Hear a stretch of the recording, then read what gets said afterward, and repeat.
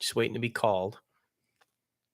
All right, now we are live. What is up, everybody? We are back. We're super excited, man. Oh, man, we got a lot to talk about on episode 206. Woo! It's getting to the point where I'm literally forgetting what episode it is. I mean, yeah, I'm thinking it's September, right? So what are we, like 4? We are literally 4 months out from ending our 5th year, 5 full years, and Wild. going into 6. I that's insane to me. It is really freaking crazy. Like, I can't even put it into words. I mean, you guys have kept us around for almost 6 years at this point. Wow. Literally, man. Literally. Don't get us started. We love it. Exactly. We're here for it. We are absolutely totally here for it. But while I'm going to adjust some lights, everybody knows we're going to tell you about what the podcast is, what we're about, and who the podcast is for. But man, oh man, we're super excited to be back. I got to say that. Yes. All right. So as you guys know, ITCAFpodcast is for you. It's for everybody out there that has a dream, has an idea, and wants to be a part of this industry that we love so much. And maybe you don't think that you can do it. Maybe you just don't think it's possible. I'm in wherever Indiana. I'm in wherever Mississippi. I'm in wherever New York. Guess what? Yeah, you can. You can do it no matter where you're at. And this podcast is designed just for you to inspire and help the up and comers. That's what we're all about. All of the industry news that we talk about, all of our guests that we have on are all geared to help inspire you to go after it.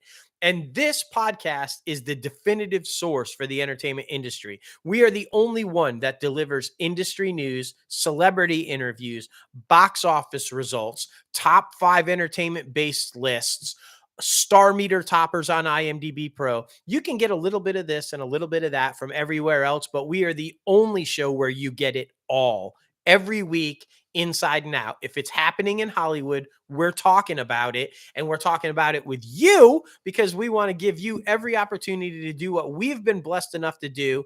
And that's live the dream every single day. And that's basically what the podcast is about, guys, to inspire you to live the dream, go after it, no matter what your dream is. That's what it's all about. Exactly, man. Exactly. But we're super excited. We have 2 guests coming on the show today. They are together, Cody Kearsley and Rob Wiley. You might know Cody from Riverdale, and Rob is a rockin' and rollin' filmmaker from Canada. We gotta love him, man. Everybody in Canada is so fucking nice. But man, oh man, we're super excited. It is a podcast though, so we got to do a nice little intro, a teaser for social media, and all the good things. So we know we're slightly repeating ourselves, but we're doing it on purpose. So be sure to not tell us. Yeah, be sure to not tell us. Goodness gracious. All right, but we will rock and roll with the freaking teaser first. And yeah, it's going to be great, guys. It's going to be freaking great. Hell yeah. All right. What's up, everybody? If you're watching this video right now, that means episode 206 of Inside the Crazy Ant Farm is available right now, and we are back, baby. Yes, we couldn't have picked a better day, and if you're watching it, we really appreciate it because we know it's college game day. We know it's opening season for college football, and you're here watching us. That's spirit, baby. That's what I'm talking about. Exactly. We know you love the entertainment news, and there's been so much going on while we've been away, but we're super excited to touch a little bit on every single thing, man. You know, if it's happening in Hollywood, we are talking about it. And like I said, be sure to like and subscribe.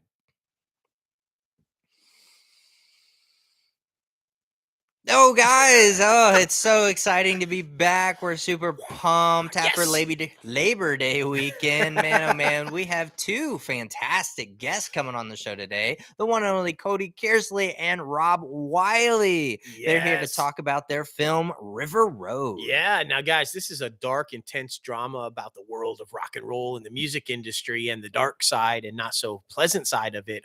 It's a fantastic indie film, and their interview is fantastic. It talks about the ups and downs of the industry and the ups and downs of indie and indie filmmaking and everything that you need to know as a possible person that wants to be an indie filmmaker and how to get all it. It's such a good interview. I completely agree. And I just felt like 4 guys just sitting around and having a conversation about a passion that we all know and love. Hell yeah. Man, oh man. But that's later on the show. Now let's get a little crazy.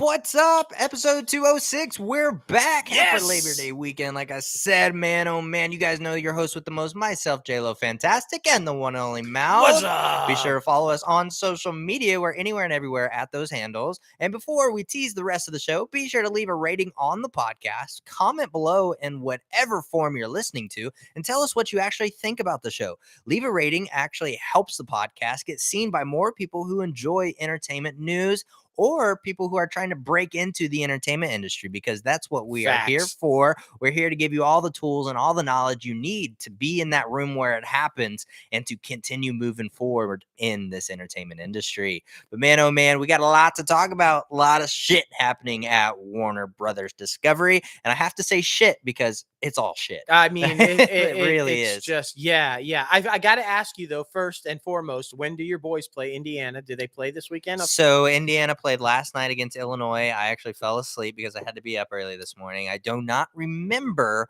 if they won or not, but when I went to sleep, they were winning. So I hope they won. And I love anybody that beats the Illini. I'm just going to say it because go blue. My boys, the Wolverines, handily handing it to Colorado State so far, 44-7. At least they finally fucking scored. Congratulations, guys. So anyway, now that we've got College Game Day out of the way, go blue. Yeah, a lot of shit. Yeah. There was actually, though, surprisingly enough, there was a little bit of good news coming out of Warner Brothers. Tiny bit. We'll talk about that. But boy, yeah, what a fucking disaster. Yeah, man, it's absolutely wild. But before we get this thing started, be sure to head over to our website, www.crazyantmedia.com, where you can start rocking the latest and greatest Crazy Ant Media gear. We got shirts, we got hats, we got everything, man. You have a dog, we have dog shirts, we have dog handkerchiefs, we have little teddy bears with our fucking designs on them. They're so great, guys. So that's why we have anything and everything for everyone. So be sure to check out our website, like I said, and be sure to head over to our YouTube channel, which some of you are watching live right now, and watch our film Deadlines. It's available right now. Be sure to comment below. Let us know what you think. We love the feedback from anything and everything. It could be positive, it could be negative. We don't care. We just want to see what you thought. It's all about starting that conversation. First, we're starting with Disney, of course, getting back to our bread and butter. The Mouse House. Disney has confirmed this week that it is considering launching a paid membership program similar to Amazon Prime. Don't call it Amazon Prime. Don't call it Disney Prime either. That would provide exclusive discounts and benefits across the entire portfolio of products and services. Details on the company's potential membership program are sparse right now. The initiative is at the drawing board stage. What exactly it ends up looking like remains to be determined at the moment, including what it costs and what specific perks it would be. Now, Disney's goal would be to create a personalized membership program to drive audiences to theme parks, cruises, and of course, the movie theaters and their Disney-supported Disney Plus and other streaming services that fall under that banner, and spur the sales of Disney merchandise, of course. The news first was reported by Wall Street Journal, which said some executives had internally referred to the idea as Disney Prime, but although they do not want to call it Disney Prime, they want it to be different from Amazon Prime, which geared primarily towards the free shipping benefits. But I mean, guys, we need to be original. Like, it seems like none of these companies can do that right now. I mean, my thing is to just dismiss Amazon Prime as a free shipping service is ridiculous. It's so much more than that. So much more. I do like the idea, though, if you become a whatever they're going to call it member, that you get like benefits and discounts on everything Disney. Yeah. I think it's a wise idea, but do it in a way, like you said, that's going to be original.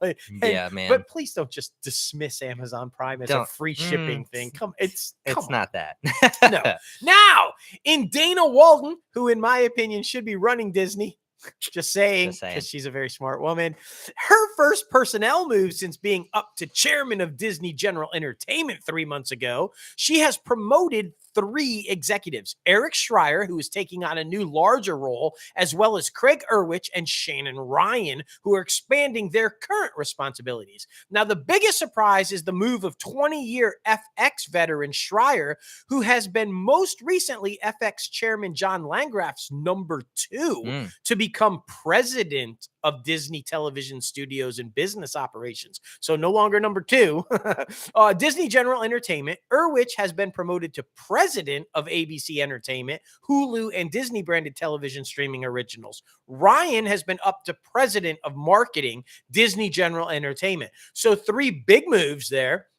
And I like, because remember, she's a Fox person. So she's doing what anybody does when they're put into a position. They're surrounding themselves with people that they're comfortable with. She clearly has a relationship with FX people from her past. And I mean, that's a smart move. You put people around you that you trust and then get out of the way and then let them do it. So she's a smart woman. I think she's got a really strong hold on what she's doing.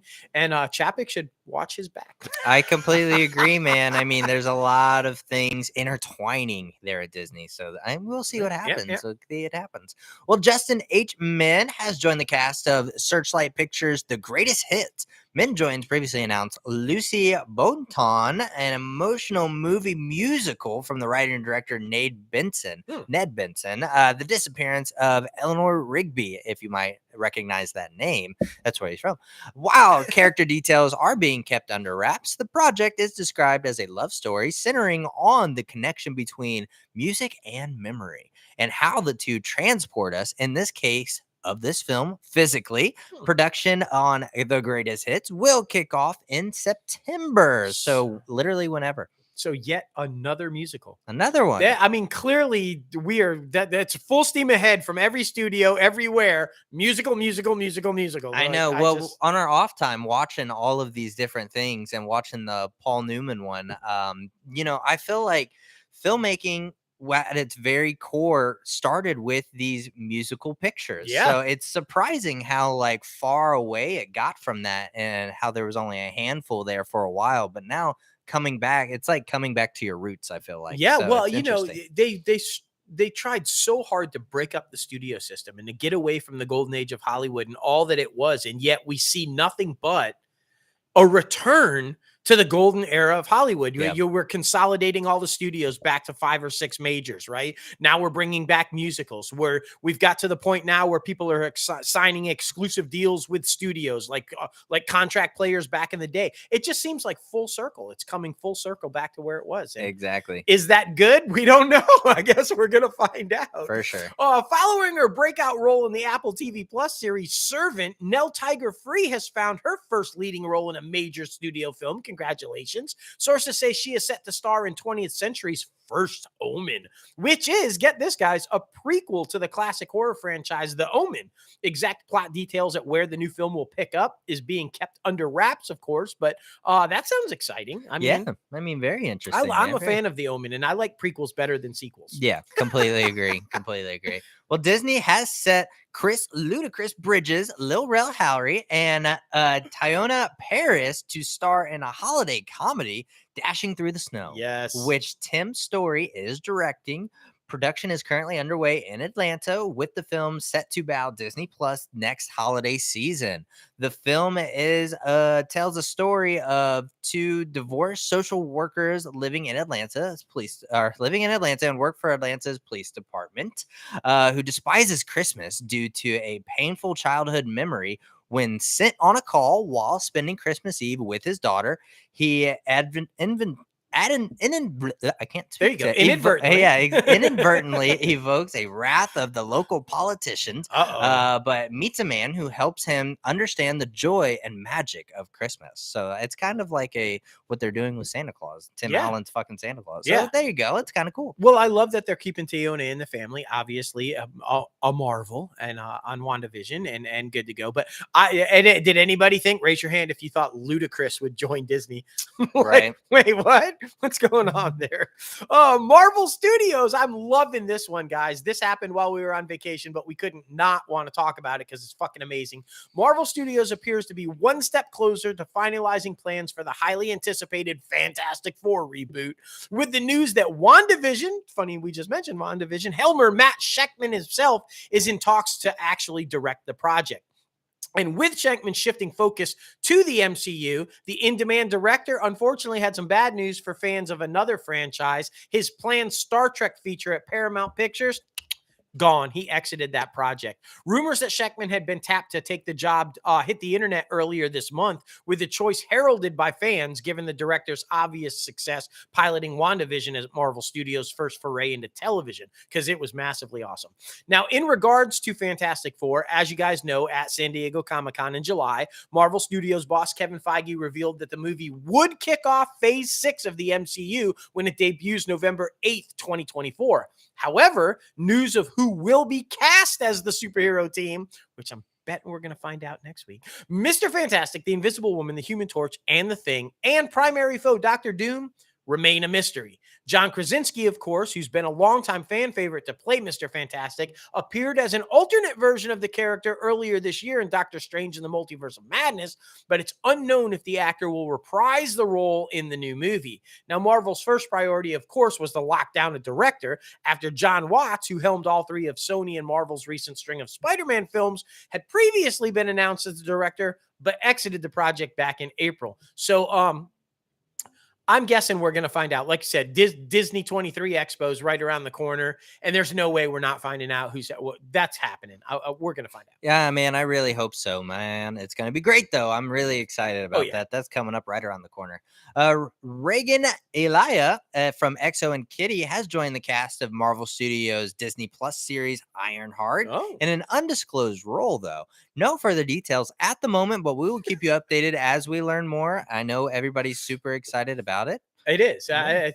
I mean, I love Marvel, though. Like, sometimes that's all you get. Yeah, they're joining the show. That's it. That's it. Yeah. That's all we can tell you.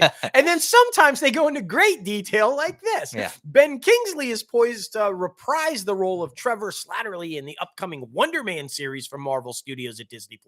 The show was first revealed to be in the works back in June, as we told you. It will focus on the Marvel character Simon Williams, a.k.a. Wonder Man. Now, in the comics, Williams is the son of a wealthy industrialist whose company falls on hard times due to the competition from Tony Stark's Stark Industries. Williams then accepts an offer from villain Baron Zemo that gives him iconic superpowers, including super strength and durability. Now, after fighting the Avengers several times, Wonder Man ultimately joins their ranks and falls in love with a certain Scarlet Witch.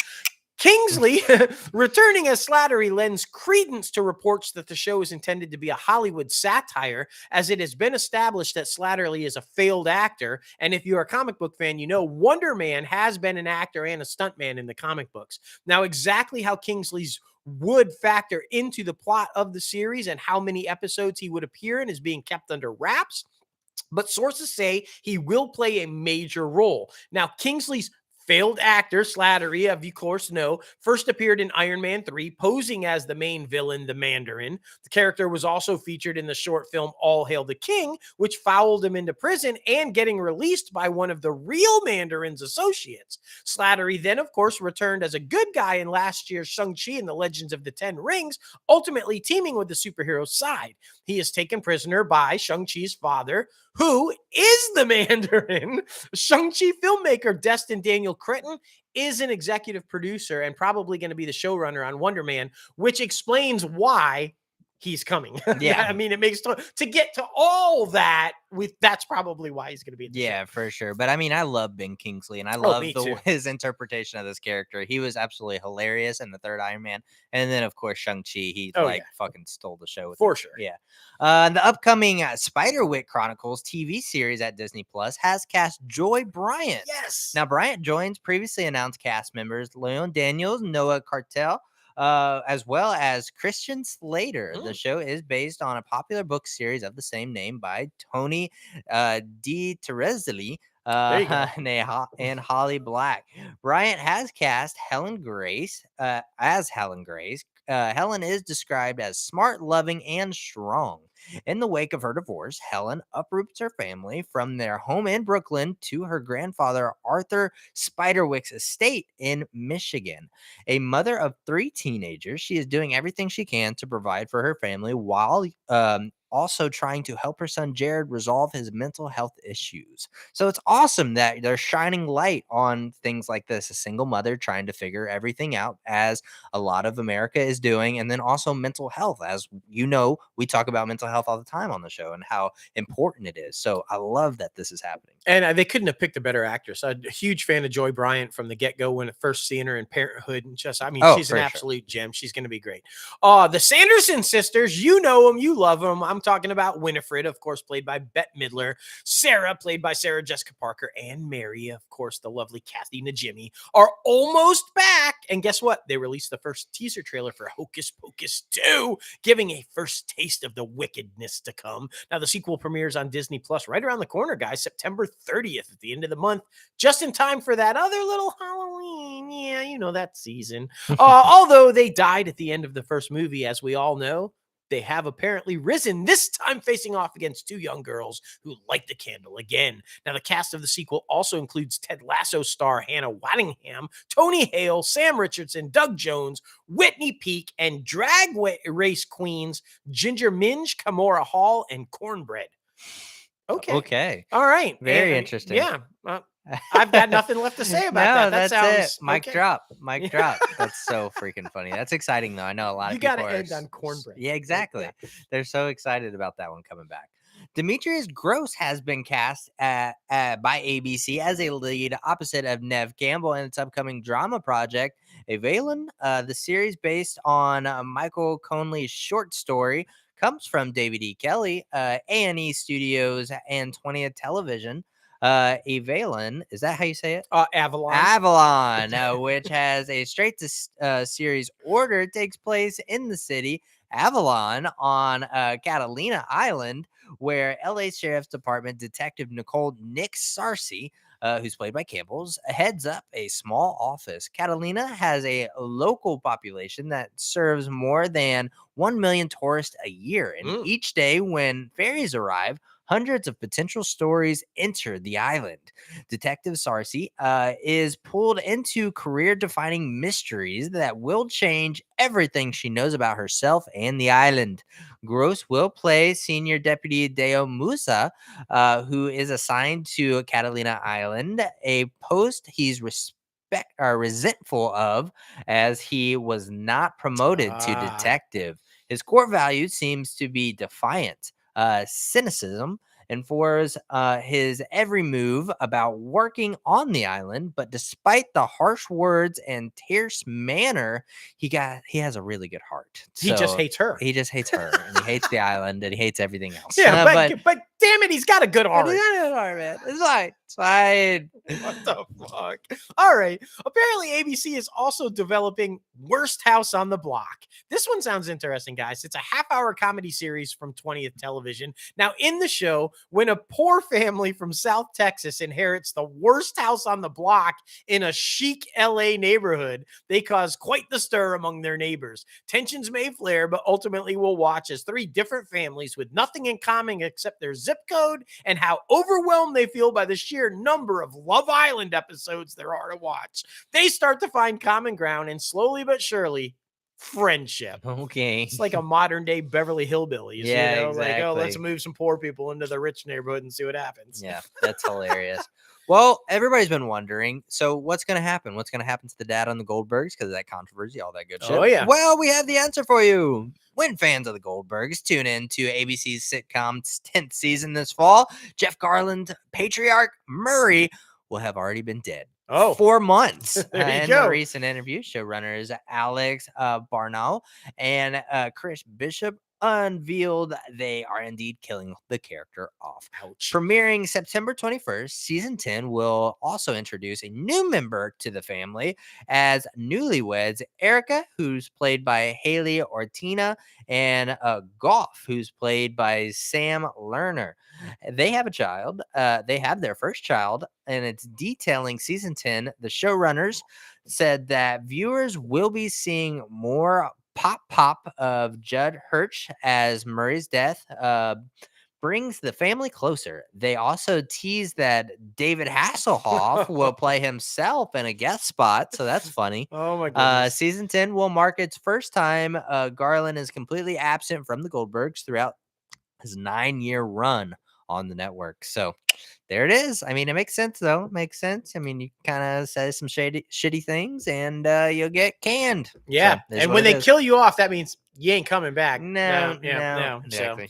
So, guess who else is not coming back, guys? Connor star Michael Fishman. That's right. You know, DJ, he's leaving the APC sitcom apparently ahead of season 5. Now, Fishman, as you know, played DJ Connor in the series, reprising the role he played for 10 seasons on Roseanne.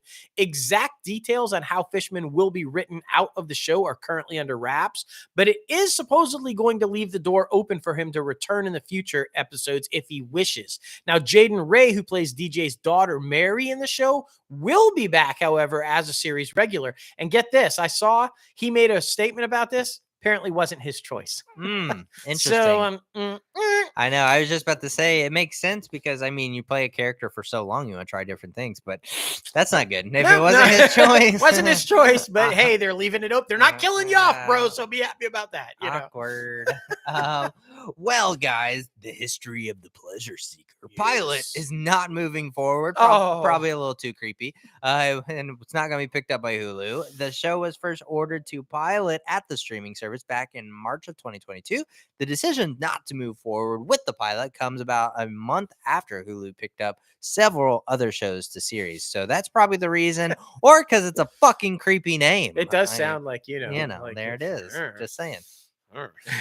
Okay, jumping over to Fox. Naveen Andrews, you know him, you love him from Lost. He has apparently signed on for a series regular role in season 2 of The Cleaning Lady at Fox. Now, season 2 of the drama series picks up with Thony, who of course is played by our lovely and talented Daredevil. I love her to death. She's fantastic. Desperately trying to find her son, Luca, after he was kidnapped by his father, Marco. With nowhere else to turn, she enlists the help of FBI agent Garrett Miller to track him down before they leave the country. Meanwhile, an incident involving Chris forces Fiona to shield her son by any means necessary, furthering the theme of how far a mother will go to protect her child. Now, Andrews will play Robert Camdar, Nadia's gregarious and charming ex-lover who is intent on driving a wedge between Armand and Nadia.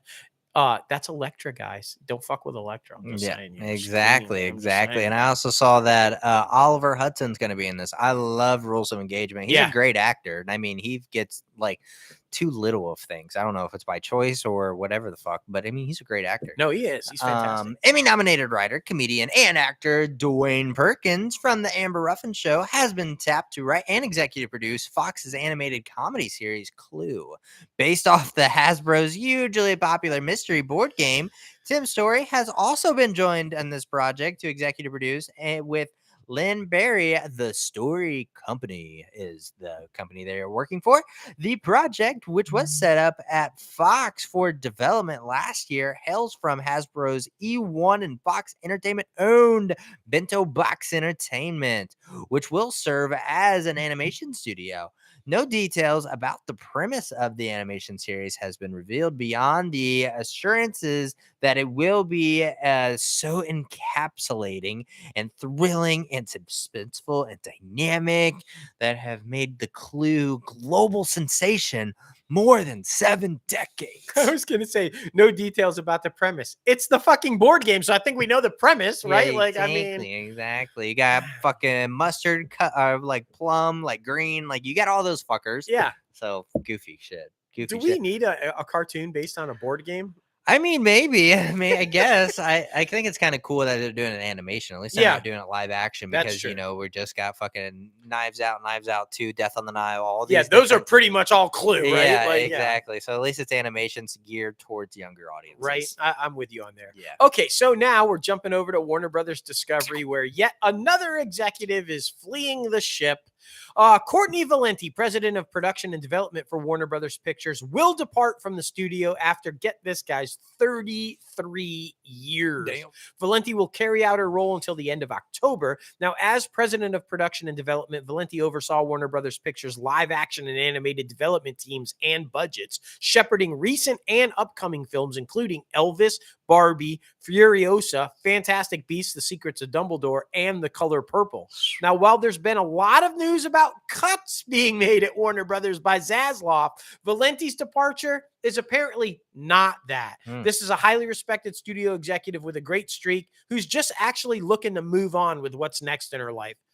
I think translation, she doesn't like Zaslav and she's just choosing to leave. Just saying. But that, I mean, that's just my opinion, but probably. Yeah, it would be interesting to see if some other people left too because of this decision. So we'll see. We'll see.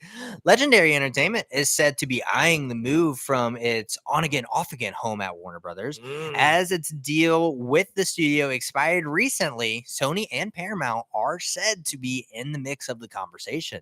With the former a front runner, Warner Brothers has also had a new deal on the table for Legendary, which was previously at Universal and before that Warner Brothers.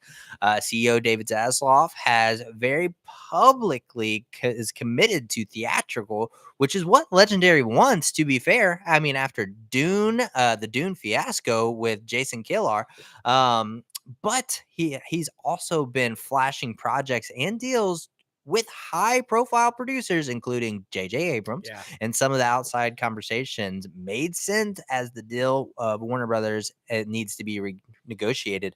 But with everything being so like shooken up over there, I wouldn't be surprised if they went to another place. Yeah, I think Sony's going to get that edge. And, you know, why is this big news, guys? Because we've heard Zaslav say over and over and over again, they don't have any money.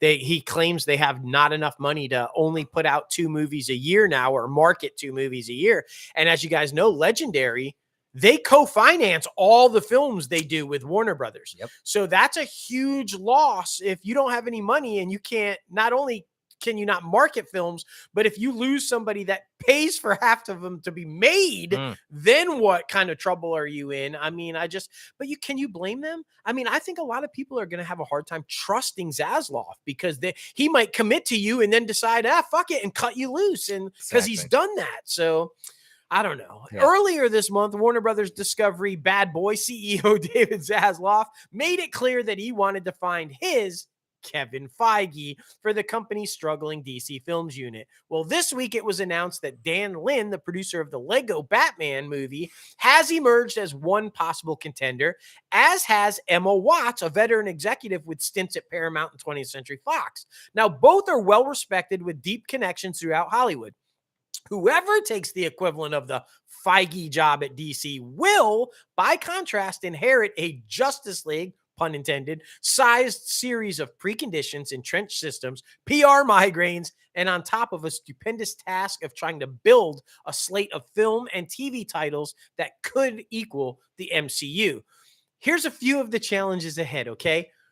They have to get past the Batgirl cancellation, right? They have to figure out how to merge the television and TV sides, which apparently they just do not want to try to do. They're bashing the CW Arrowverse shows, which they shouldn't be because they're what fucking works, right?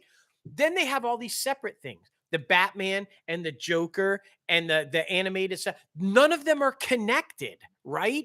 And we have to talk about the guy, the big elephant in the room, Ezra Miller, right? What are you doing with that situation? And how does the rescheduling of that fuck with your other two, Aquaman and Shazam? And where does that leave Black Adam? So let's talk about it. How the fuck does whoever they choose as their Kevin Feige come in and mess with all that shit? Yeah, I mean, we've said it on multiple times and multiple different shows. I think you should just build off of your grounded fucking Batman universe. I think what Robert Pattinson and Matt Reeves are doing is very special. Now, with that being said, he has no idea how to even approach like Superman or Aquaman or Wonder Woman. So, I mean, that's another thing to consider. Now, I'm not saying that I have the answers, but that grounded in reality type of content, I feel like, and dark content, because that type of dark content really worked.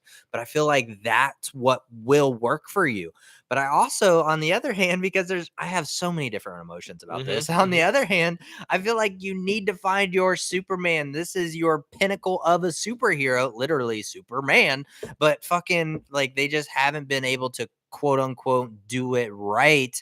I mean, I don't know. I really don't know the answer. They obviously should fucking move away from Ezra. But yeah, and there's so many different things within the company. You hear all these different things. So like we hear time and time again, they don't know how to make Superman relevant. Yet they talk about how happy they were with the performance that they're seeing on Superman and Lois from Tyler Hoechlin as Superman. Then we hear they're bringing back Henry Cavill because they want Henry Cavill and they want Ben Affleck and they want Gal Gadot all to come back. There's rumors that they're doing reshoots and putting them all into Aquaman and The Flash and Black Adam. And then we say none of that's true because they don't want to build off the Snyder universe anymore and they want to do the Batman Pattinson version of it. And then on the other side, I just read today that the only good thing they liked about Batgirl was Keaton's Batman and would like to keep going with there. See, that is the problem.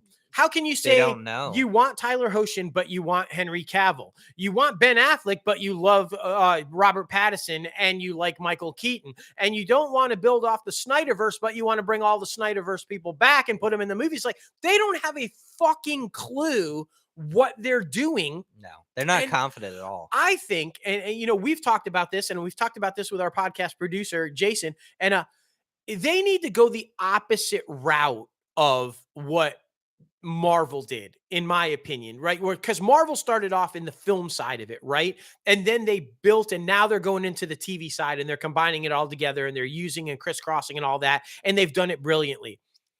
The CW, the Arrowverse, established comic book accurate, fan favorite shows that people loved with solid actors, solid performances, solid storylines. You don't get to be on the air for 7, 8, 9 years if people don't like it or it sucks, right? And yet they're hammering it as if they're not happy about it. But you should use that and build from your TV side into the movie side and then incorporate. Go the opposite route. Don't be Marvel. If you want to emulate Marvel, do it different, right? I mean, they have the building block with that Arrowverse. I felt like they've always had the building block with the Arrowverse. Just use that and go. The Arrowverse is so dark. Arrow was a dark as fuck, right? And some of the other shows are dark. So I'm with you. Use Pattinson's Batman. Incorporate the Arrowverse into Pattinson and Matt Reeves' Batman world. Problem fucking solved. And you would go forward with there. And I don't think anybody would have a problem with Gal Gadot popping up as Wonder Woman in there. That would be fine, right? Like, I just think that that's the way they should go. Opinion. I mean, they got to figure something out because, like I just said, they're not confident in any of their decisions that they're doing, and they're very wishy-washy on literally everything. With you being that wishy-washy and promoting that much stuff, I wouldn't be surprised if some of these actors don't want to come back and play the characters, right? Because, like, you know, this is their job. They have to make money to pay for things. 1 + 1 = 2. Right. So, I mean, you just, you know, as an actor, I wouldn't want to come back because it's just too much bullshit. So we'll see what happens, man. I mean, it's just all absolutely wild. We don't know what's going to happen. And then, I mean, of course, while we were on break, fucking the funeral brigade of the Batgirl being seen for, you know, cast and behind the scene people and some executives and shit. And just like, oh my God. But yeah, who knows, man? Who knows what they're gonna fucking do? It's probably not gonna be the right decision, but we'll be here to report it for you. So there it is. There it is.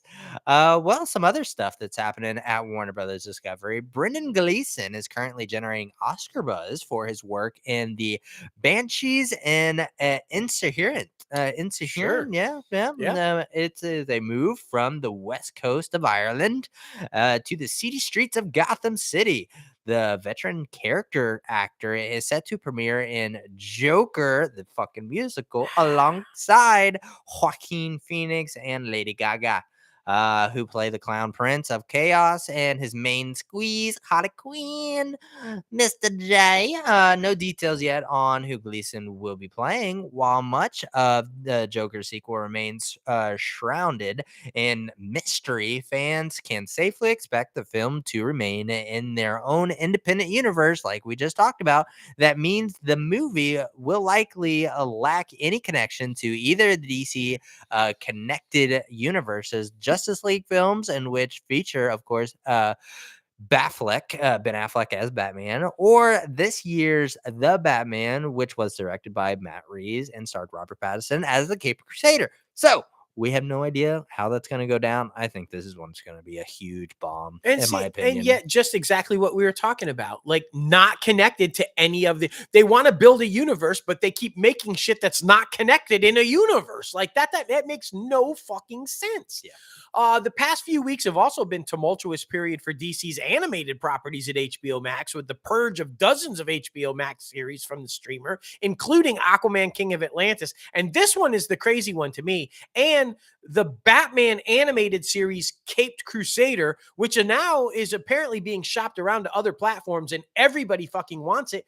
Rightfully so. It's like the darker version of Batman the Animated Series. Yep. So why is that important? Because apparently Harley Quinn has been renewed for season 4 at HBO Max. Now, in addition to the renewal, the stream will also announce that Sarah Peters, who has written for the show since season 1, serves as a consulting producer, has been promoted to executive producer, and will take over duties as showrunner from creators Justin Halpern and Patrick Schumacher. Now, the news arrives as Harley Quinn continues to air in its 3rd season, which has been releasing new episodes on Thursdays. The season 3 finale will debut on HBO Max September 15th. The season, which premiered July 28th, is the animated series first on HBO Max, because as you guys know, it began as an original show for the streaming service DC Universe, which of course was dissolved. Now, why is it important about Batman?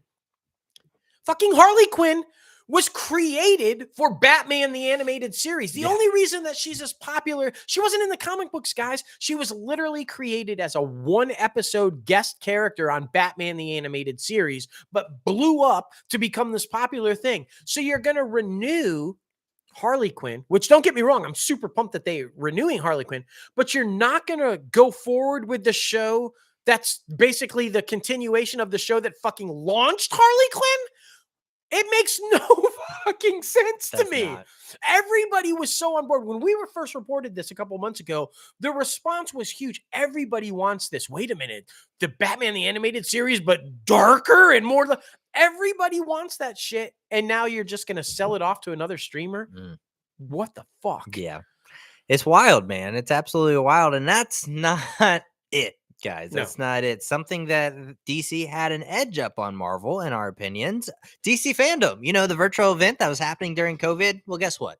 Not being held this fall. According to a statement from Warner Brothers Discovery, the company decided not to produce DC Fandome this year in response to the return of in-person events, instead of planning to announce news out of various comic conventions around the world. Now, a spokesperson from DC came out with a statement saying, quote, "With the return of in-person events, Warner Brothers Discovery is excited to be able to engage with our fans live at numerous Comic-Cons around the world, and will not be scheduling DC Fandome for 2022. That is absolutely ridiculous, because Marvel was talking about doing a same type of fucking content type of thing. Just create your own convention. Have people come to DC Fandome and see these motherfuckers. Yeah, because look, you showed up at Comic-Con and you didn't do shit. Yeah. You literally did not do shit. So you're saying you're going to show up at what? Other Comic-Cons and not do shit? Well, that's my thing. I just don't think they have anything else. I don't think they have anything else to promote, and which it's crazy because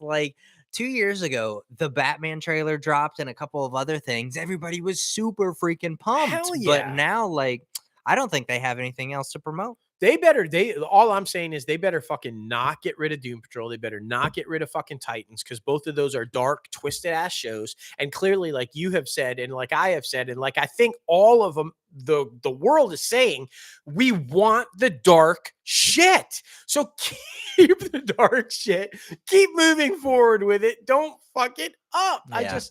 They're clueless. They're clueless. And as a lifelong comic book fan, I am just like, it's so amazing to me to see the massive success of one side and the utter complete failure of the other side, when it all started with DC. Yep. Remember, Superman the movie, it doesn't succeed. None of this exists. None of it. So It's ridiculous. It's ridiculous. I know you're super pumped about this one. So excited. I haven't watched it yet, Oh but my I got to God. jump on You're it. missing HBO's House of Dragon, of course, is what I'm talking about. It was apparently up 2% from its premiere episode, which amounts to 10.2 million viewers domestically across HBO Max and linear telecasts, based on a combination of Nielsen and first-party data. Now, the series premiere of House of the Dragon is now approaching 25 million viewers in the U.S. after 1 week of availability. And as you guys know, already renewed for season 2 just after the pilot episode. So it was like, boom. Okay, so popular, we're going to go. Not all good news for it, though. Yeah, exactly. House of the Dragon co-showrunner and executive producer and director Miguel Sputnik is exiting the HBO series after its second season. Sputnik will continue to be credited as executive producer on the hit prequel series, but fellow co-showrunner Ryan Condell will now be sole showrunner.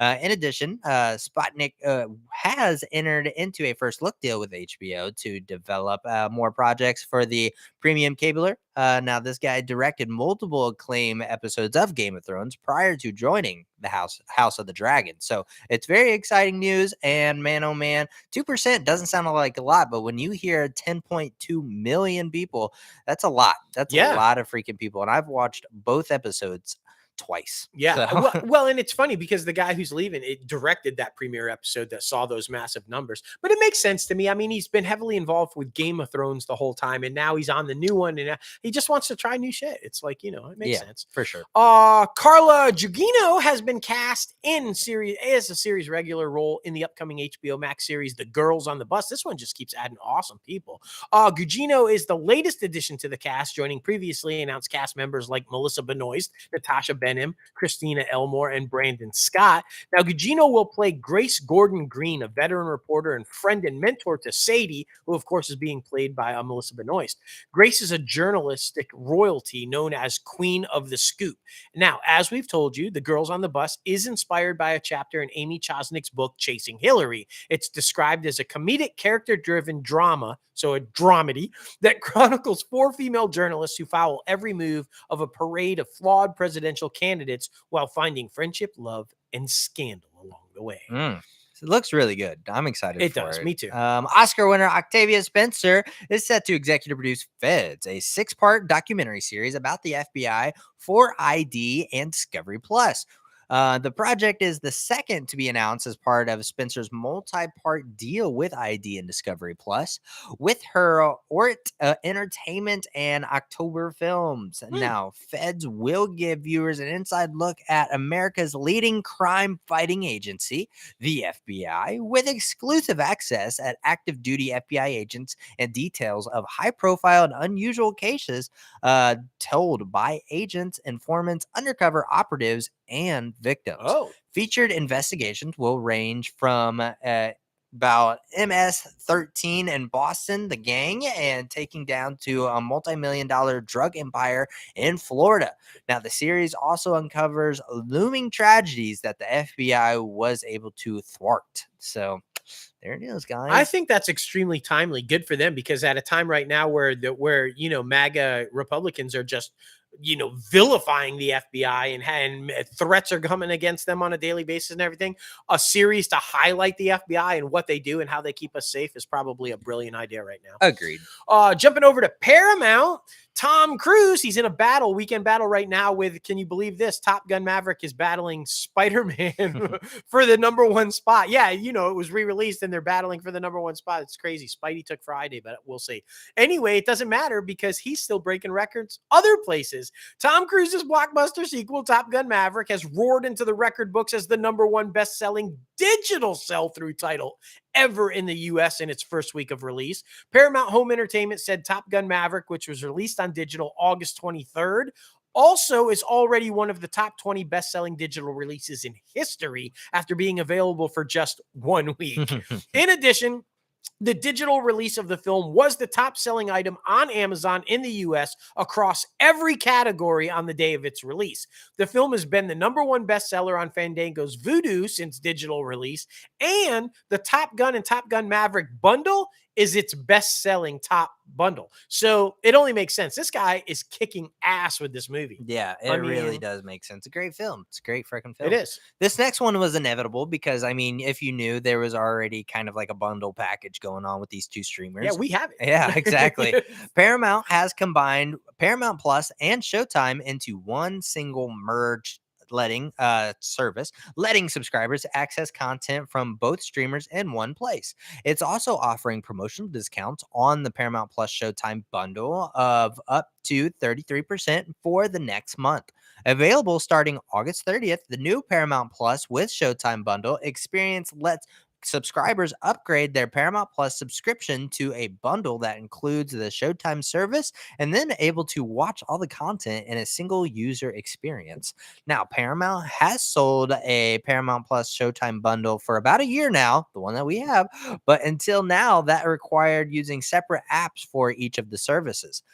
Paramount will continue to offer Showtime separately for an additional $10.99 per month as a standalone service and through a third-party distributor, aka Apple TV. But yeah, man, I mean, definitely worth it. I'm watching Shameless right now, and I love it. Oh yeah, so yeah. good. Now, I don't know how that's going to affect ours. Will we no longer be well, able to have to do it through Apple, or can we just do it through like who knows? But Yeah, I like it. I exactly. kind of like Apple having it all in one place, though. So Yeah, I hope exactly. that doesn't fuck it up. All right, you know you love it. It's everybody's talking about it. When's it going to come back? When's it going to be on? When are we going to see it? How's it going to go down? What's going to happen? Well, now we know Yellowstone is back. They released the first teaser for the 5th season of Paramount Network's hit Western series. Paramount Network premiered the first footage during the MTV Music Awards this past week. The 5th season of Yellowstone will premiere. Are you ready, guys? On the Paramount Network in a 2-hour event. When? November 13th. Yes. And as the promo teases, all will be revealed. It showed footage of Kevin Costner's John Dutton, firearms being reloaded at the Dutton family, gearing up to defend their ranch land. The teaser reveal arrived as Paramount Network launched its Yellowstone series marathon, which started yesterday. So if you haven't caught up on all of the episodes, or if you haven't even fucking started watching this show yet, get your ass over. Get on there and watch. You'll be hooked. Trust me. Once you watch the first episode, you're going to have to keep watching. Catch up. It's fucking awesome. November 13th. I can't wait. Exactly, man. Exactly. We also learned that the return of the powerhouse character attorney Angela Blue Thunder in season 5 of Yellowstone when it premieres November 13th. The character last appeared in the hit Paramount Network series in season 3's finale titled The World is Purple. Yeah. So, yeah. She was a badass, and I think they're going to need her. Apparently, if they've got all the guns at the ranch, they're about to take some people down. They're going to need a powerful attorney. Exactly. just look it up on Amazon or on IMDb Pro who the character or who the actress is. Yes. Because not going to butcher that name. She's an amazing actress, though. She's fantastic. She's epic. Sebastian Roche is on his way to the 1923, which, of course, is the Yellowstone prequel at Paramount Plus. He's going to be in a recurring role. Now, details regarding his character have not yet been revealed. He joins Helen Mirren and Harrison Ford among the series cast. Now, the Yellowstone prequel series created by Taylor Sheridan follows the same Dutton family's next 2 generations after the ones we saw in 1883, as they now try to struggle to survive the historic drought, lawlessness, and prohibition, and an epidemic of cattle theft that they all battled beneath the cloud of Montana's Great Depression, which preceded the nation's Big Depression by almost a decade. It will also touch on the end of World War I, which occurred around 1918. So, yeah, I'm excited to see where the next generation goes, and I can't get enough of it. Yeah, exactly, man. Exactly. It's very interesting. Now, fans who love Rose McClurver in holiday programming as much as they love her in Ghost are in a Yuletide treat, man. This is freaking exciting. This season, the CBS comedy will include a special double holiday episode. Variety has exclusively learned a back-to-back episodes that will air Thursday, December 15th, per the official description, when Jay's sister Bella returns to the Woodstone Mansion for a holiday visit that brings along a platonic male friend Samantha, inspired by the holiday rom-coms she adores, makes it her mission to spark a holiday romance between them. Oh. Meanwhile, the ghosts have conquered up a very different holiday plan, also involving Bella. Oh. So there it is, man. There it is. How do you do ghosts and fucking holidays? You're gonna find out. It's funny though that Samantha, is a lover of rom-coms because of course she has starred in a bunch of rom-coms, and now is in this. So that's pretty funny. Yeah, right. Jumping over to NBC Universal, in maybe the strongest sign yet, y'all, that linear television may be on its last breath. Yep. NBC is actually considering giving back the 10 p.m. hour of prime time to local affiliates, a potentially significant tipping point for the legacy broadcast TV model. Now, internal discussions have been going on for a number of years at the Comcast-owned NBC Universal.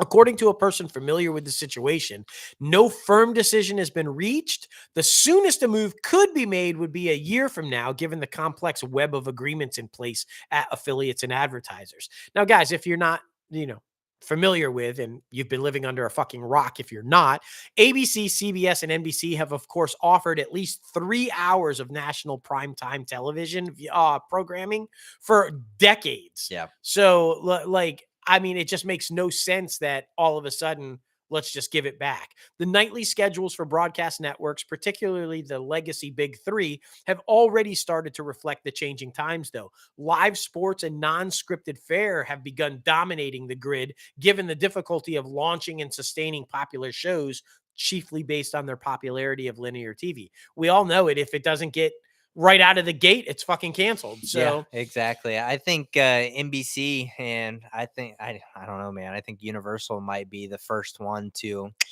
feature a demise, to be honest with you. I mean, I think it could be sold off real quick because their streaming service isn't doing really well, and they haven't. When was the last hit movie they put out? To be honest, I don't even the know. Jurassic World stuff, but that wasn't even critically good, and fans didn't really like it. So we'll see, man. We'll see. But there is another change coming to the Dick Wolf universe, though. Sean Jabolski is stepping in as the new showrunner for Law and Order Organized Crime for the upcoming 3rd season.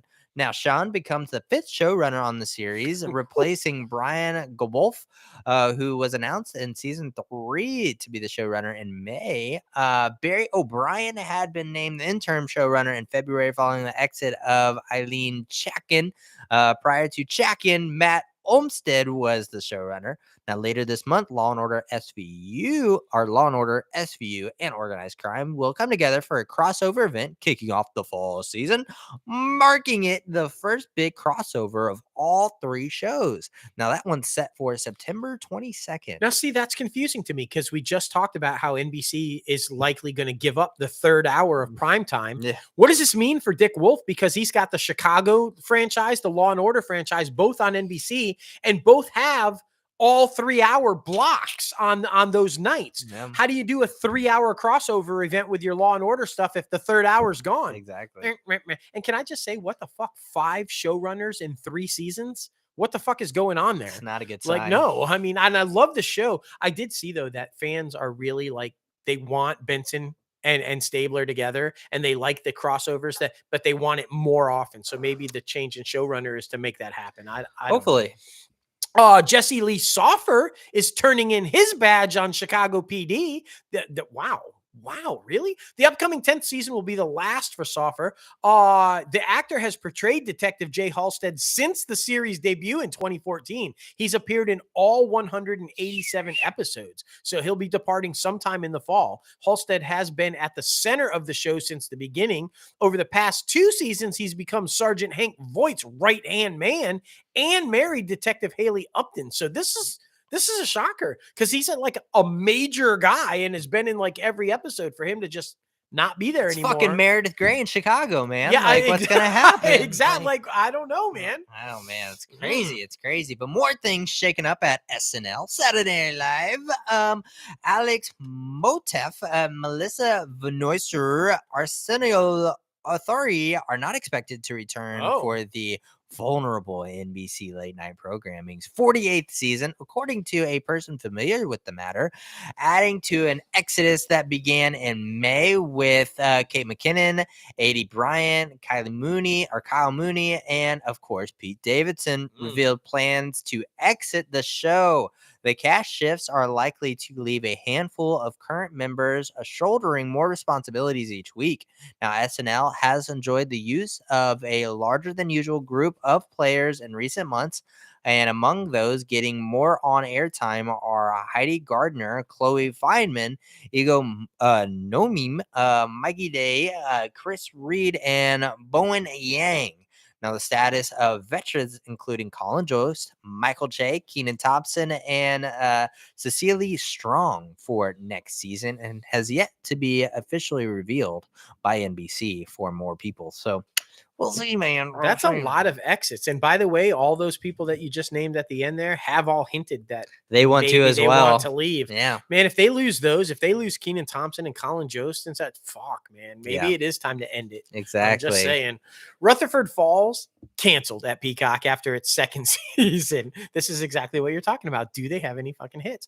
The cast included Ed Helms, Janice Schmigning, Michael Greyes, Jesse Lee, and Dustin Milligan. Now, per the official logline, the show follows lifelong best friends Nathaniel Rutherford and Reagan Wells, who find themselves at a crossroads quite literally when their sleepy town gets an unexpected wake-up call. The show received strong reviews from critics upon its debut, who praised the humor as well as the willingness to address issues facing Indigenous people in America. The show also made a point of hiring multiple Indigenous writers and performers as part of its production team. But apparently the audience didn't give a shit. That's what I'm saying. Like, I just don't feel like they're marketing things right. I don't feel like no one knows what's on the Peacock other than things that have already been on NBC or USA. Like, so I just feel like, this sounded interesting. It's an important topic with Indigenous people getting that representation for diversity. And that's why I wanted to put it in there, because I feel like they're just not marketing things right. They don't know what to do. They're kind of like the Warner Brothers of the lower studios. So it's just saying. Jump to Paramount. They can put you in any of the Yellowstone series and you guys will be fine. Just like they know what they're doing. I'm just saying. Exactly. With a lot of Indigenous storylines. Exactly. So or even fuck the CW. Go on over and be on Walker's 1800s show there with Catherine McNamara. Be fantastic. Yeah. The big question everybody is asking going into this weekend, will Spider-Man be able to save the box office again? Yes, actually, there is a chance for Spider-Man No Way Home, and this time with a little bit more stuff that's fun, could be number one in the domestic box office charts. Roughly 8 months after the superhero adventure swooped into cinemas and revived the theater industry, for sure. Sony re-released the film, which already grossed an astounding $804 million in North America and around $1.9 billion globally. Now, in 3,850 plus theaters this Labor Day weekend, this time with a glorious 11 minutes of extra footage. Only one new movie, the church satire Honk for Jesus, Save Your Soul, is playing in a significant number of theaters, though. But in addition to screening in 1,800 venues, there's also debuting day and date on Peacock, so that might be a little. So box office watchers aren't really expecting it to make a meaningful impact on ticket sales. So if Spidey can hold off Maverick, he might indeed swing back into the top of the charts. He was able to hold off Maverick on Friday. He did top the charts on Friday, so we'll see. Yeah, I think it's going to be very interesting though, and I'm kind of worried about fucking old boy there, Randall. I'm kind of worried about his movie box office career, because you see that Hotel Artemis was all right, but it wasn't that great, and it didn't do really good with the box office numbers. That's pre-pandemic, and this is post-pandemic, and I feel like not a lot of people know about this film, so we'll see. You want to save him? Just put him in a movie with Susan Kalasho on, because everybody loves him and Beth. Yeah. And just put them in a movie together and it'll be fine. Exactly. Sterling K. Brown. There it is. Yes, exactly. Yes. All right. Jumping over to Amazon/MGM, because now they're one.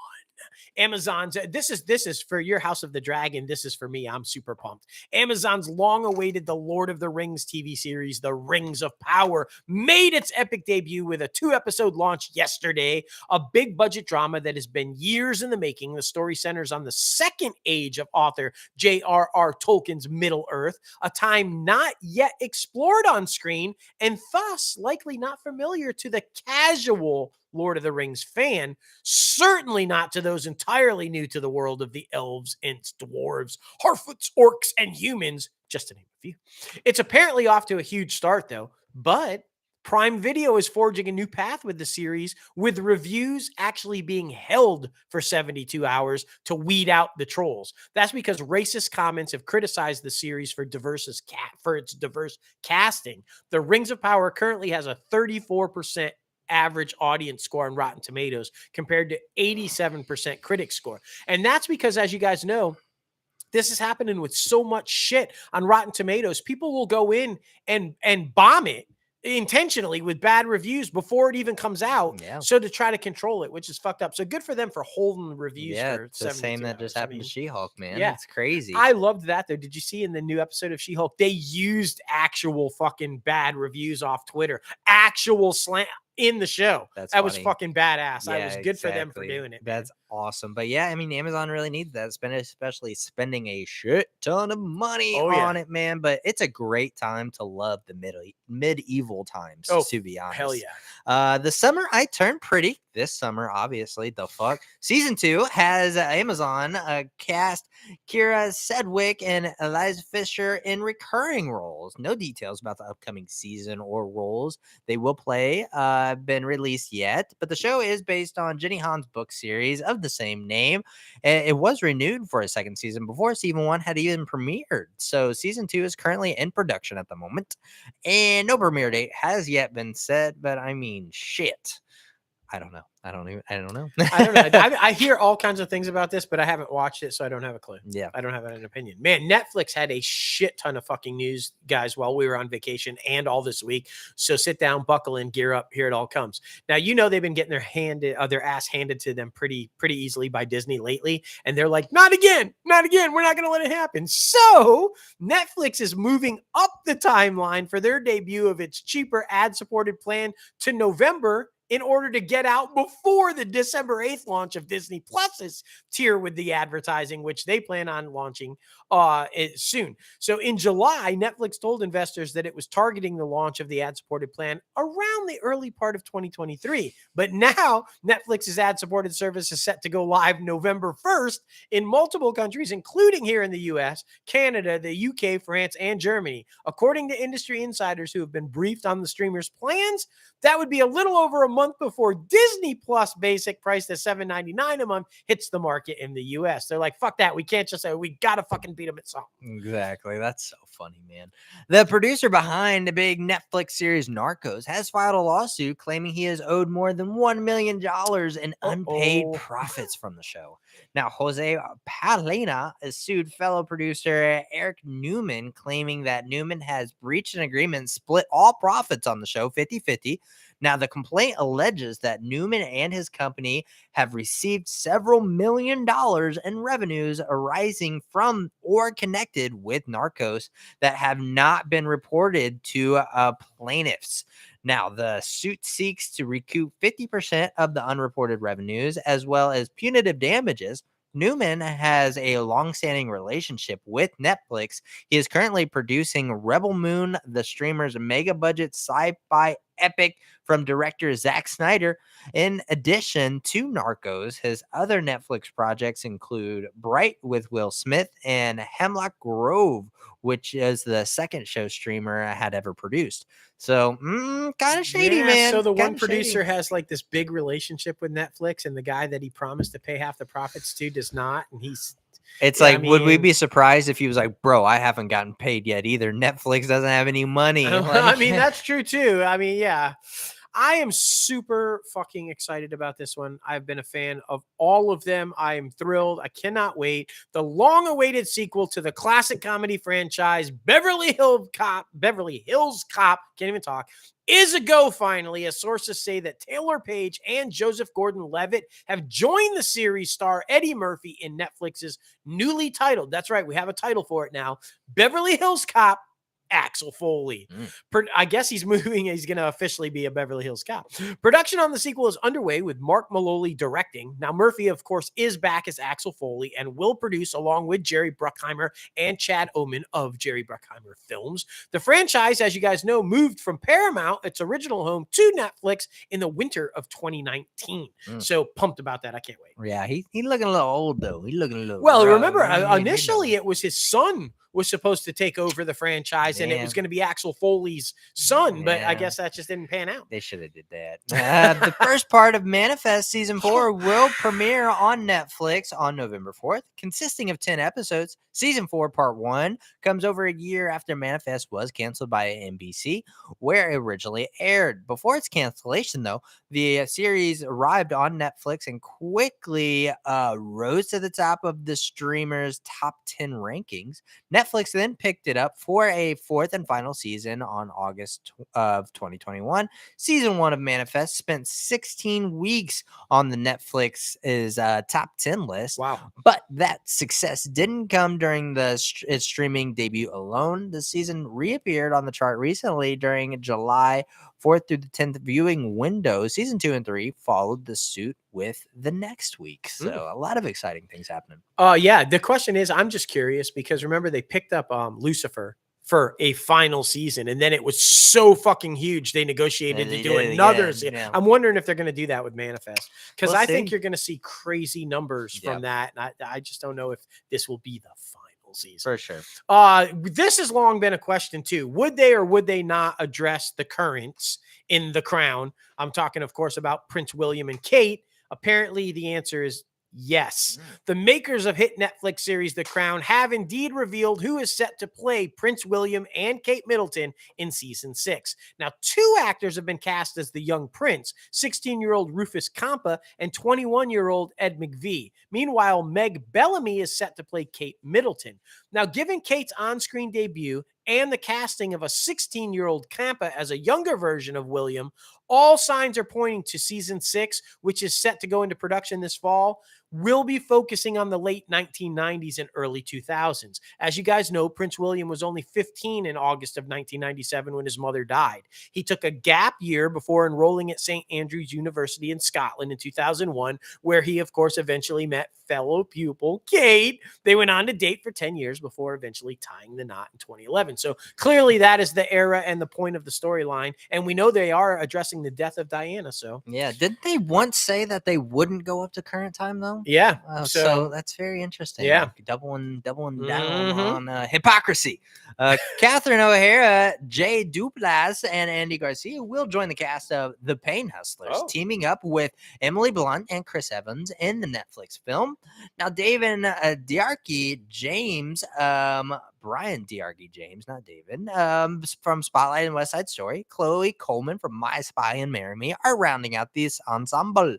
Now, it's not clear on who O'Hara, Duplass, Garcia, James, or Coleman will play in this film. Netflix shelled out about $50 million to land the rights of this one, though, during this year's Cannes Festival. So we'll see, man. Yeah, that's a lot. Fuck. It is. Nicole Power has joined the ensemble of the upcoming Netflix drama series Glamorous. She will appear alongside the previously announced Sex and the City icon Kim Cattrall, as well as actor, singer, songwriter, and YouTuber Miss Benny. In the show, Power will portray McKinley, I guess. McKinley? Sure. Let's go McKinley. A seemingly guileless corporate consultant who rolls into town to help make a business deal happen. Although she seems wholesome and unsophisticated, those appearances are deceiving, as Mikhaile possesses a lot of backbone and business acumen. Now, Glamorous tells the story of Marco Mehe, played by Miss Benny, a gender non-conforming queer young man whose life seems to be stuck in a place until he lands a job working for legendary makeup mogul Madeline Addison, played by Kim Cattrall. It's Marco's first chance to figure out what he wants out of life, who he actually is, and what it really means for him to be a queer. That's awesome. Yeah. I mean, like a lot of good stuff with diversity and like welcoming people into communities. Yeah. Good stuff. Good stuff. Netflix has revealed a second installment of its 2-picture deal with Lindsay Lohan, announcing the actress will star in a romantic comedy, Irish Wish, in a film. Now, Lohan will play Maddie, a bridesmaid attending a wedding in Ireland between her best friend and the love of her life. After a wish gone awry, Maddie wakes up in a world where she becomes a becomes the betrothed, only to discover that reality isn't really what she wants. Irish Wish will be the second Netflix set comedy to star Lindsay Lohan. This first is Falling for Christmas, which set debut on the streaming service November 10th. The holiday meet cute features Lohan as a newly engaged heiress who takes the tumble of skiing and wakes up in a case of amnesia. So very interesting. Yeah. Do we need Lindsay Lohan? Do we need Lindsay Lohan in general? But I guess whatever. Mean, sure. Let's throw her in a holiday movie. Why not? That's okay. I am excited about this one, though, because I loved the fucking Ted Bundy one. So this is going to be exciting. Netflix has apparently set a third installment of Joe Berlinger's Conversations with a Killer docuseries. This one is set to focus on everybody's favorite serial killer, Jeffrey Dahmer. Now, titled Conversations with a Killer, the Jeffrey Dahmer tapes, the 3-part series will launch October 7th on the streamer. Netflix says the docuseries features never-before-heard audio interviews between Dahmer and his defense team, delving into his warped psyche while answering these open-ended questions of police accountability through modern-day lens. I mean, Dahmer was a sick motherfucker, so those tapes are going to be interesting to hear. That's yeah, all I'm exactly. saying. And I mean, when you think of serial killer, you think of this motherfucker, so it only makes Right? sense. Like, yeah. Netflix has opted not to order a second season of Resident Evil. Its action horror series loosely based off the popular video game franchise. The news, which comes a month and a half after the series' July 14th release, is not entirely surprising, as the drama did not have a particular strong showing on the Netflix's top 10, and cost versus viewing is streamers' leading renewal consideration.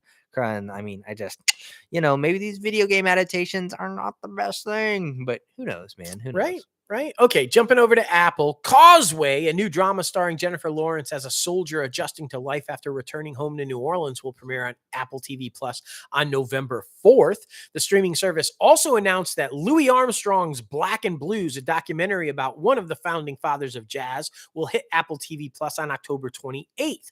Both films are world premiering at the Toronto International Film Festival, where the company is screening 5 features, the largest number of Apple originals to debut at a single film festival, obviously riding the success of Coda, the Oscar winner. Oh, yeah. I just have to say this.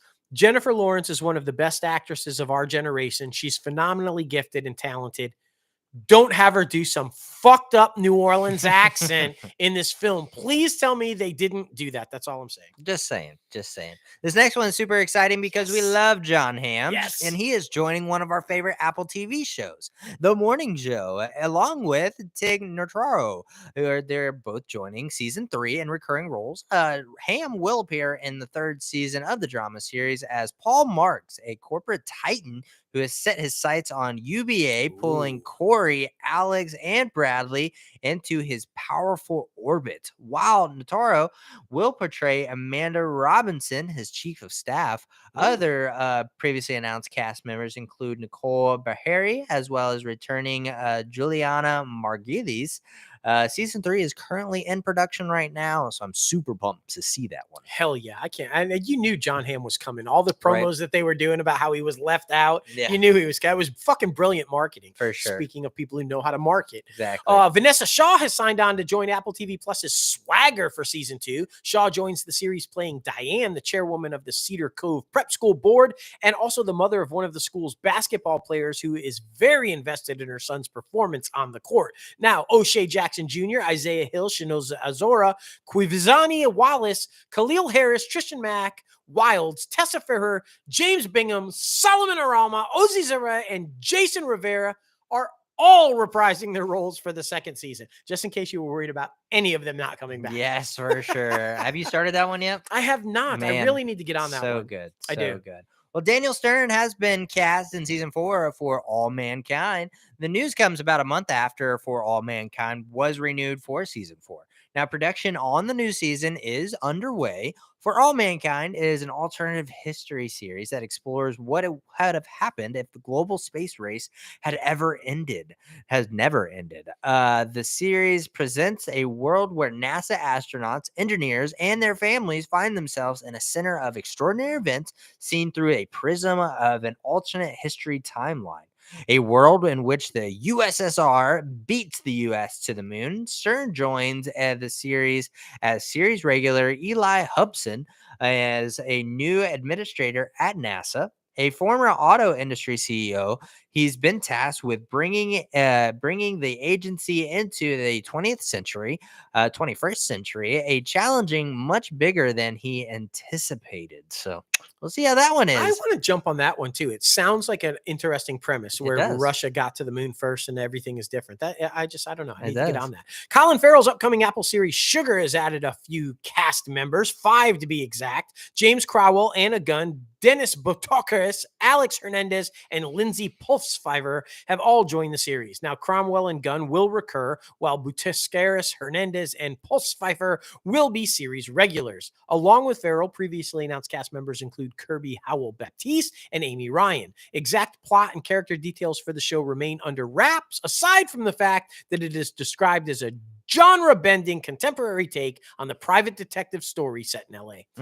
Very interesting. Okay. Well, Jennifer Connelly is set to star opposite of Joel Edgerton in the Apple series adaptation of the Blake Crouch novel Dark Matter. The 9-episode series was ordered at Apple back in March, and it will follow Jason Decine, a psychiatrist, or a psychic professor, and a family man who one night while walking home in the streets of Chicago is abducted into an alternate version of his life. Now, wonder quickly turns into a nightmare when he tries to return to his reality amid the multiverse of his lives he could have lived. Now, in this labyrinth of mind-bending realities, he embarks on a harrowing journey that get back to his true family and save them from a most terrifying, unbeatable, imaginable situation, a foe himself. Very deep, man. That sounds like a mind trip. Are you sure he just did not drop acid? What the fuck? No, I mean that's cool though. So he's kidnapped. He's in these alternate realities. He's facing himself, and then trying to get back to his actual reality. Yeah. It's like Quantum Leap meets Oppenheimer meets whatever. Yeah, I mean, all this different shit. Tripping, man. Exactly. Well, that is the industry news, guys. Man, we had a lot to cover. We've been gone. What? So we had a lot 3 to weeks, cover. man. Exactly. But man, oh man, it's now time for our guest segment. That's right. We have the one, the only, the two, Cody Kearsley and Rob Wiley coming on to talk about their highly, highly awesome film, River Road. Yes. Man, oh man, I'm super pumped to talk to them. Oh my gosh, I can't wait for you guys to hear this interview. Just it's one of the most fun interviews we've ever done because, like you said at the top of the show, it's just 4 guys talking about filmmaking and how it's done and the joys of up and down. I mean, the story they tell about shooting the scene of the robbery of the store is worth the whole interview alone. Exactly. Guys. I just love it, man. For sure. Well, here they are. And if you're watching this video on YouTube, you can actually go watch their interview right after this episode. Check it out. It was really fun time. Like I said, we bonded over Heath Ledger's candy and fucking so many other shit. And it's so good, man. It was so good. But let's do this back half.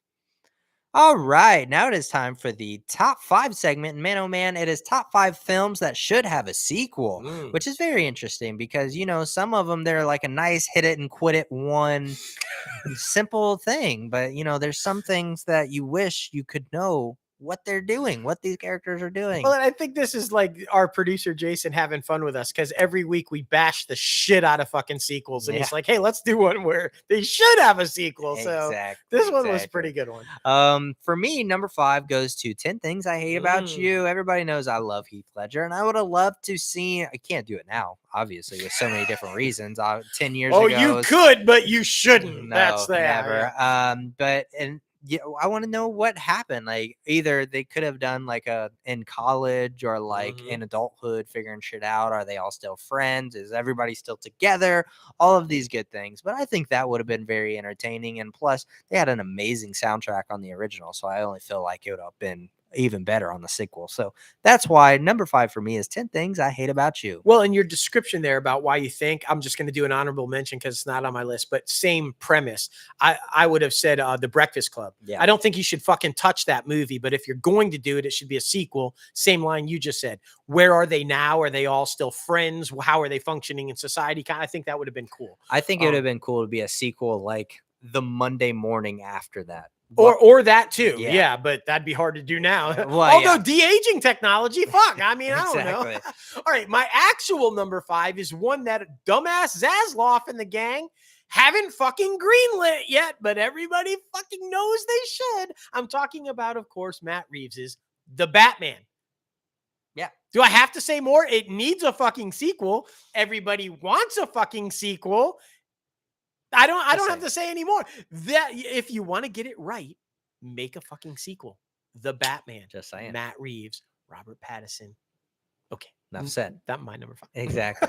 Number 4 for me is Solo, a Star Wars story. This one got a lot of flack, but it was actually fun, entertaining film. I don't know why so many people hated it, but I mean, the marketing was rushed. It was kind of a rushed film, I will say that, but I mean, it was good. I really liked it. It was really entertaining. I like old boy who played Han Solo there, and I mean, fucking Childish Gambino, Donald Glover as fucking Lando. I just, I felt like they needed more time and more stories. So, and I mean, fucking so did the director apparently, but it was just, it's really good. And if you guys haven't seen it, go on Disney Plus and watch it. But yeah, number 4 for me, Solo, a Star Wars story. I think it was a victim of the studio shit. The Legos guys got bailed and Ron Howard was called in to try to fix it real quick. And I agree with you. I think it had it been done right, maybe Ron Howard from the get-go, or the Lego guys from the get-go, somebody from the get-go. It was a good movie that deserved a sequel, and had it done right, I think it would have been better. Yeah. And then I don't know, but I'm with you. I would like to see more of that. My number 4 is a movie I think everybody wants to see a sequel to. It keeps being talked about, keeps being rumored at, which is a trend on mine, by the way. And I'd love to see it. I think everybody's in on this. I'm talking about Hugh Jackman, Evangeline Lilly, Real Steel. It's basically the Rocky remake, but with robots. Yeah. But it was a badass movie. It was a really good, relationship, family type movie between the father and the son and the bonding over this sport. And it's set in the future, where they're doing it with robots and everything. But it was entertaining. It was well written. It was family friendly. And we don't get a lot of those anymore. And I just think everybody was on board for wanting to do this sequel. So fucking make the sequel. Exactly. I think that's a good thing. Exactly. Is the kid a little bit older now? Is he what's going on? Are they still champs? Do they need to come back and be champs again? What's going? I want to know. Exactly, man. Exactly. Number 3 for me is Focus, Will Smith and Margot Robbie's film. I loved the first one in the original. It was so good. There was so many complex character developments happening in it. And I mean, there's so many different things in the United States and in the world that happens where you could pull off this type of heist with this type of events. Of course, they focus on Mardi Gras in the first one. They could have went to so many different things. So I think that would have been really fun. So number 3 for me is Focus. It was a great film. I thought so too. I loved it. And a lot of stuff going outside that one too. The first rumors of infidelity with Will Smith. It's Margot Robbie. My number 3. Literally. What? Don't even. You know how many people out there have watched that video of her just reading? Yeah. Don't even say you Come haven't. My number 3 is long rumored to be happening, I guess, or will it, won't it? Latest is it will. I'm fucking hoping it will, because I don't think there's a single person that doesn't want to see this, especially now with the huge resurgence of my boy Keaton and the way they fucking wronged him with the Batman right now. Let's bring him back. Let's get him in. I'm, of course, talking about Beetlejuice. Winona Ryder's riding high right now, Stranger Things. Keaton is riding high right now with all of the success and the return that he's seen. What better fucking time to bring this movie back and just slam it home? I think maybe not Alec Baldwin, but it's a sequel, so we don't know. Maybe he's not needed. I don't know. But I really would. This was one of my favorite movies of all time. I think it was original. It was brilliant. And I think it wholeheartedly deserves a sequel. I would love to see them re-team to do it. And I'm hoping like hell it does happen. So yeah, for sure, man, for sure. Number 2 for me goes to Four Brothers. Definitely, I love this film. I mean, just everything about it. And it seemed like, after the murder and passing of their mother, if you guys haven't seen it, you need to check it out. For sure. All the 4 orphan kids who were adopted by one lady and they became a family and they loved each other like crazy. Everybody gets into trouble, tried to figure their shit out. But, when they came back to Detroit to figure out who killed their mother and how all of that went down. I feel like, after the situations that happened in the first one, they could have stayed in Detroit, figured like what else was going on because there were so many different shady and corrupt things that were happening. And such a great cast: Tyrese Gibson, Mark Wahlberg, fucking Andre 3000, and I forget the tall white dude's name. But yes, such a great cast. Definitely check that one out if you haven't seen it. Four Brothers. Oh, fantastic. Fantastic one. Okay, my number 2, it needs, not only does it deserve, it needs a sequel because the story's not over yet. No, and I think everybody wants to see what's going on now, right? I'm talking about Aaron Sorkin and David Fincher's brilliant telling of the creation of Facebook, the social network.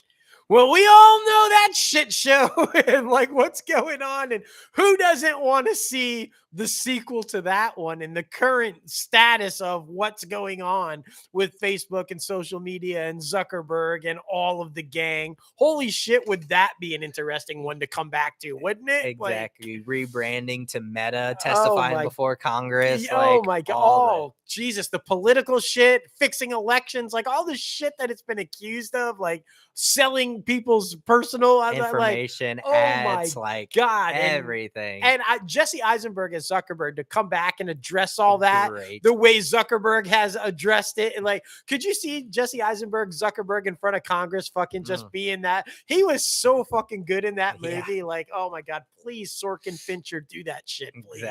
Exactly. Number 1 for me goes to Dazed and Confused. I would love to see what they would be doing in like college or like coming back for like Christmas vacation and seeing like where's everybody at if they didn't all go to college together because they were all thinking about either, going into their hometown or staying in their hometown or I mean, we could even be like senior year because they were juniors going into senior year when the events happened that one day when they were, So, I mean, I feel like that would be a very interesting concept. They tried to do like the same type of storyline in like today's time, but I just didn't think it worked. But, hey, you can't do it now, but it would have been great to do it then. So a lot of or I guess 2 of my lists you cannot do now.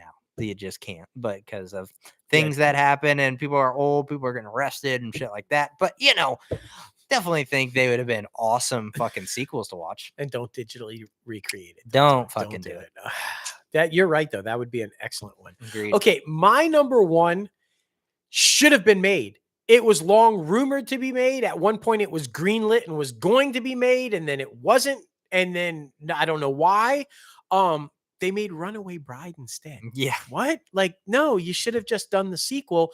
And now they can't because Gary Marshall is dead. And I don't think anybody else could have directed it. Penny Marshall, maybe, but she's dead too. Yeah. And so I think any chance of this is just not going to happen. But I would still maybe sort of kind of let Reese Witherspoon do it. Maybe Reese could do it. I don't know. I'm, of course, talking about Pretty Woman. Yeah. And if you guys don't know, it was a fucking brilliant sequel idea. I don't know why they didn't fucking do it. So get this, okay? We all know him. We love him, right? Vivian and her man. So apparently the sequel was set and Edward was set to run. He's stepping away from corporate life. He's still rich, tycoon, badass, guy, but he's stepping away from the corporate life. He was going to run for the U.S. Senate. Everything's swimming. Everything's going along. He's kicking ass in the polls. Looks like he's going to get it. And then somebody finds out that his now wife, Vivian, was a former hooker. Yeah. Shit goes down, spiral on that political run. Like, what's happening? What's going to go on? Is it all going to be okay? I think it would have been a brilliant sequel back when they initially talked about it. Even more so now relevant, it would be a fantastic sequel.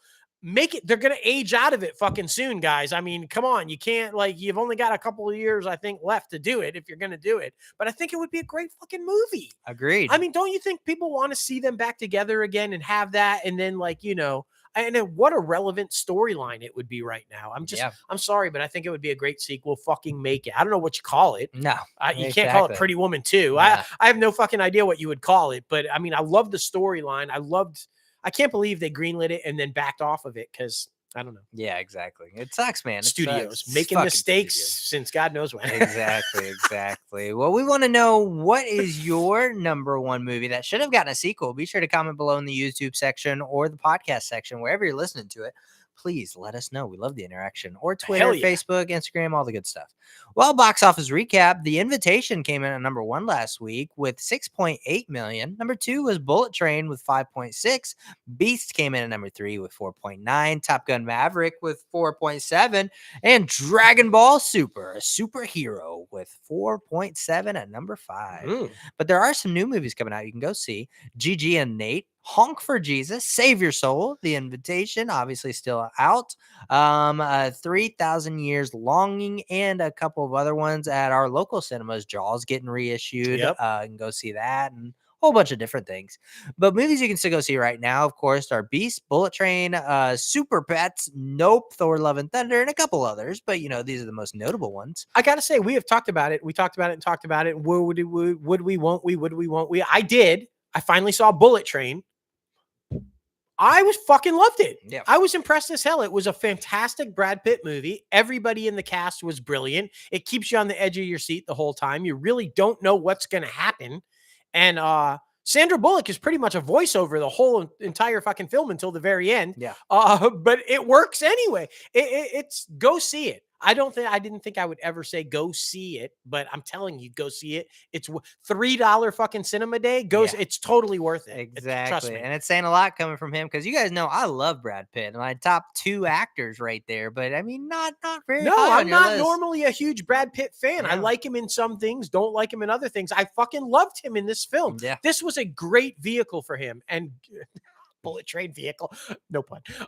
Go see it. That's all I'm saying. Go see it. It's worth it. Yes, man. Yes. Well, now it's time for the IMDb Pro top trending segment. Man, oh man, of course, Top Gun Maverick is back at number 1 because everybody's talking about it, going back to see it. The TV show, of course, House of the Dragon. If you guys have not jumped on it, please do it. So freaking good. I cannot tell you how good this thing is. This top trending star is Emma D'Arcy. Yeah. So, yeah, she's a top trending star. Killing it, man. Killing it. Well, guys, we got to thank our guests, 2 plural, for coming on the show one more time. Rob Wiley and Cody Kearsley. Yes. Thank you so much. That was such a fun interview. It was. Thank you for all the technicalities as well, man. Oh man, so fun. Fun fact, I guess, now that we're there and done and everything, our fucking systems completely failed in the middle of that interview, and fucking we had to get back on Zoom, get back there, but you couldn't tell, could you? Because our editing was so spot on. And they were just great. They were just chilling on their end, having a conversation, waiting for us. Exactly. They knew we were coming back. At no point did they think, they were just, oh, hey guys, welcome back. They were awesome. They were. You guys were fucking epic. For sure. Be sure to follow them on social media. And you guys know you can follow the podcast on social media, ITCAFpodcast, anywhere and everywhere. The company, Crazy Ant Media, anywhere and everywhere. And you guys know you can follow us both personally, anywhere and everywhere, at JLo Fantastic and at Crazy Ant Guy 1970. Yes, sir. And you guys know you can subscribe to the podcast anywhere you listen to your podcast: Anchor, Apple Podcasts, Spotify, Google Play Music, iHeartRadio, Podbean, Stitcher, and so much more. If you're watching the video on YouTube, we appreciate you. Be sure to hit that like button, subscribe to the video, and ring the bell for all the latest and greatest notifications. And be sure to visit our website, www.crazyantmedia.com, for all the greatest things coming out of Crazy Ant Media. Of course, you can watch our film on there. there. You can watch the film on our YouTube channel as well. And you can buy some amazing Crazy Ant Media merch. Be sure to do so now. Limited supplies last. All the good things. But man, I'm just happy to be back talking about the entertainment industry that we both know and love. Oh my gosh. We of course we need vacations. We need time off. You need to have a little space every now and then and kind of, regroup, refresh, all that kind of stuff. But yeah, I fucking miss it when we're not doing it. Yeah. We just have so much passion and love for this industry. And I feel like, even when we're on vacation, we're totally fucking texting each other going, holy shit, did you see such and such? Did you see such and such? And it's like you want to get on the air or go live with saying something about it or whatever. But it's just, yeah, man. It's just, I can't imagine life without it. It's just like truly living the dream every single day. And honestly, guys, if this podcast or us and our films or what we do can inspire just even one of you to go out there and be able to live your dream the way we get to do ours, it's totally worth it. And it's just a blast every single week. And for all my Michigan fans out there, go Blue. Final while you were watching us, and we appreciate it. 51-7. Fucking whooped Colorado State's ass. Colorado. Yeah, I said Colorado. Fuck you. Nah, 51-7. What the fuck? Go Blue. That's crazy. That's crazy. But you guys know, you've been here for 206 episodes. You know how we freaking end the show with loving the one, the only Oprah. Not sexually, guys. We're not entwined with Oprah. Oh my least. goodness. I mean, No. Goodness gracious. I mean, she's a hot woman. Yeah, but she's just killing it. But I mean, she reminds me of my grandmother, but black. But it's just guys, thank you so much for getting crazy with us on the latest episode of Inside the Crazy Ant Farm. It's such a blast every single week. Like he said, it's just so amazing to be able to come and talk about our entertainment industry that we know and love, and we're here for you, and we love the interaction. So be sure to follow us, talk to us. We love it. It's so fun. Stop looking at J-Lo's social media to find his grandma. She does not look like Oprah. Don't even just saying. Have a great Labor Day weekend, guys. Have fun. Football's back. Yeah, baby.